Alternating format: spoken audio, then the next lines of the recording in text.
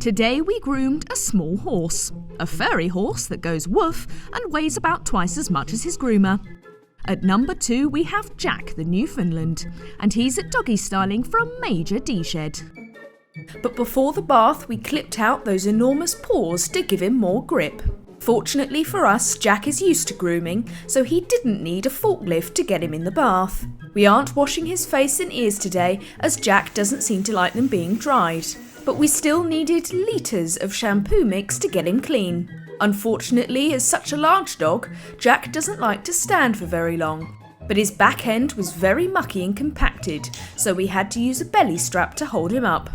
The Newfoundland is probably most well known because of its sheer size, but they're also notable swimmers. They were originally bred as working dogs for fishermen in the Canadian province of Newfoundland. There have been a handful of famous Newfoundlands, including seamen, who accompanied Lewis and Clark in their expedition from the Mississippi to the Pacific.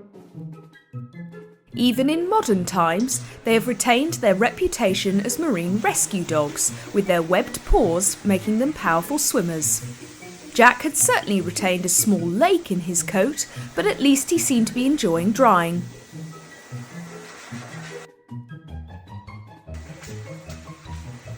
We brushed and blasted him at the same time to remove as much dead coat as possible, but Jack was unfortunately quite matted on his belly and back end. Due to his age, we're clipping the mats out so Jack doesn't have to stand for as long. Although we wouldn't usually recommend clipping on a double coat, for an older dog like Jack, we're less likely to damage the skin, which can bruise and become sore with excessive brushing. The worst area was around his back legs, as these tend to generate a lot of friction.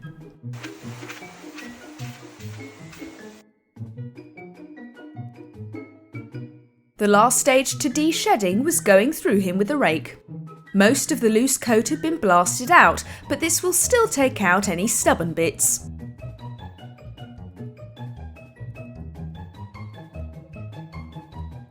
We finished by tidying up those enormous bare feet, whilst trying not to get dribbled on.